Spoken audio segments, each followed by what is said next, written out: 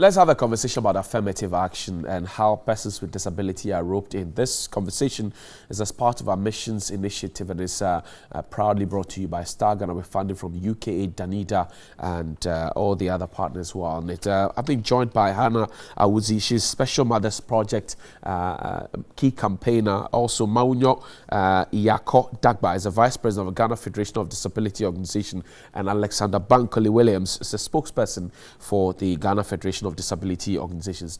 Ladies and gentlemen, welcome. Thank you. Good morning. How are you doing? You heard me ask the minister the first question to set the tone for this conversation. She was not altogether excited about it, but let's talk about this new bill. Have we seen it? What cabinet is preparing? Have we had hints of it? I'll start with you, Maunyo. Yeah, thank you very much for this opportunity. The bill is at cabinet, as you rightly said. We are yet to have a copy of our issues actually included, but not to say that we are grateful to the ministry, particularly the minister, who has given us the opportunity to bring out what we want to see in the new bill. Right. Because we want an inclusive affirmative action bill and not just a gender-focused one. Otherwise, persons with disabilities will be further marginalized. The talk has always been there. The will to push through is always lacking. Do you get the sense of hope that anything will change this time around?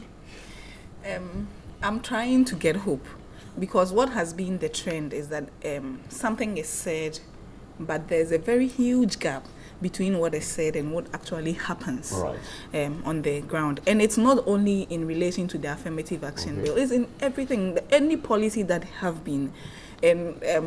Since we talked about LEAP and NHS, let me just cite one example. Okay.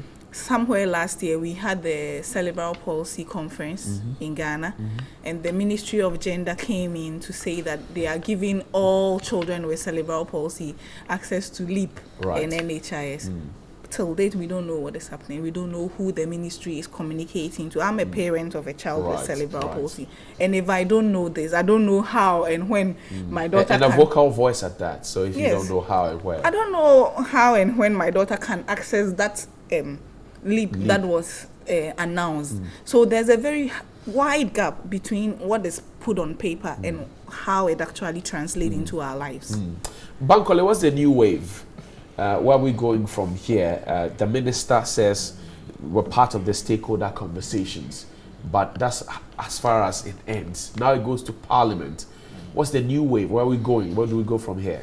Well, the new wave actually is, first of all, for us to receive copies of the proposed new draft, because in actual fact, what happened from July last year was that the disability community made various inputs with the help of the minister so far as the new draft of the bill was concerned. But since we made those inputs, we've not seen a final draft that actually contains what we said should be in there. So as it goes to cabinet, from cabinet back to the AG, and then to Parliament, what we want to see and what we want all stakeholders, whether it's the AG's department, as the drafters department in AG's department, and the Parliamentary Select Committee, what we want them to get is that when you look at what this bill is seeking to do, the bill is not a women's right bill. It's actually an affirmative action bill. And so let's ensure that where economic, social, political, among other rights deprivation are concerned, it affects persons with disabilities. And they are therefore included. But Maunyo, why is it always a focus on women when they talk about affirmative action? Why is it always so? Do you know? Because we are vulnerable, we marginalized. We want to see more women at the strategic decision-making table. We want to see them in Parliament, as ministers. We just want visibility for women. And having said that, we feel that there's another group that is also equally marginalized. Even when you talk about women, more often they left the women with disabilities behind. And that is so unfortunate. We want to see visibility for persons with disabilities, particularly women with disabilities as well. Yeah. I know with you, Hannah. So I know that we have had a lot of conversation about cerebral palsy. The help hasn't come as much as we wanted to come, in spite of the fact that we have the laws and the policy and everything else. Going forward, what would be your call to those in authority, duty bearers? What would be it? My call to those in authority will be to pay attention to children with cerebral palsy. I keep saying that a child with cerebral palsy is not useless. When given the right environment, they could come to be the Faridas of our time. Right. We all see what Farida is doing in Ghana. And there are more children with disabilities who can do that, given the right opportunities to thrive. So the duty bearers should make it a point to put these children into their plans and actions. Right. Bankole, I'll give you 30 seconds as well. There's been too much rhetoric.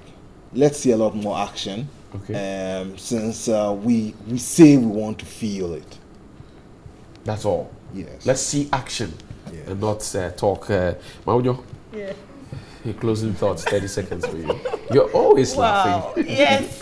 This is my friend. There are just too many challenges. Sometimes I laugh over them. It's good for me. It's good for my health. It helps. Yes, I think that affirmative action, particularly, I'm sure that disability is included, because I'm just coming from the second section of the Commission on the Status of Women, and our Honorable Minister actually reported that disability is included, and I was like, wow, I'm going to really hold her accountable to this. So having gone that far to report, I'm sure that she had made sure that all our inputs, or majority of them, are included, and we're just expecting that draft.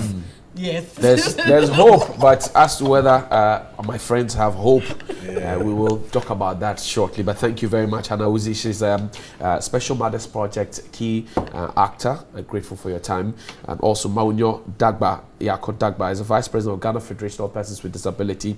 And also Alexander Bankole Williams is a spokesperson for the Ghana Federation of Disability Organization. Thank you very much for making time to join us here on TV3 New Day this morning.